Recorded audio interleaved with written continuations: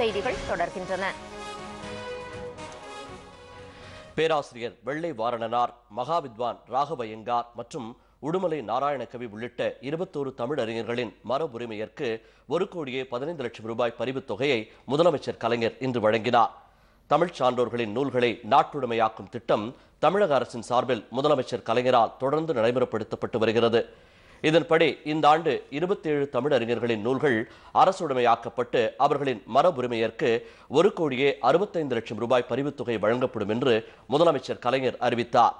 இதில் 21 தமிழ் அறிஞர்களுக்கான பரிவுத் தொகையை சென்னை தலைமைச் செயலகத்தில் இன்று நடைபெற்ற நிகழ்ச்சியில் முதலமைச்சர் கலைஞர் வழங்கினார். கவிஞர் பெரியசாமி தூரன், பேராசிரியர் வெள்ளை வாரணனார் உள்ளிட்ட இருவரின் படைப்புகளுக்காக அவர்களின் மரபுரிமையருக்கு முதலமைச்சர் தலா 10 லட்சம் ரூபாய் வழங்கினார்.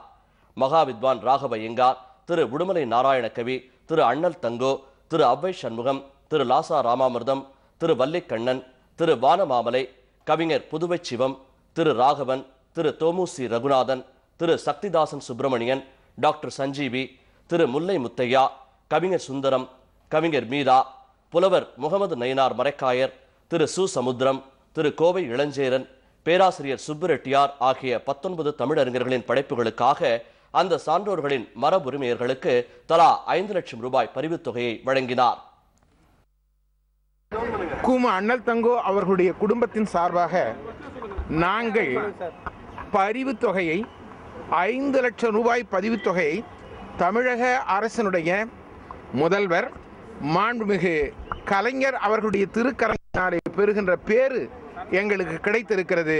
அது தமிழுக்கு அவர் சூட்டிய மகுடம்.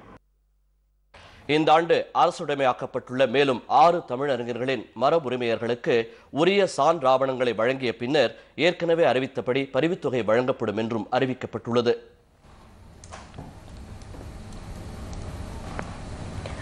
பொறியியல் மாணவர் சேர்க்கையில்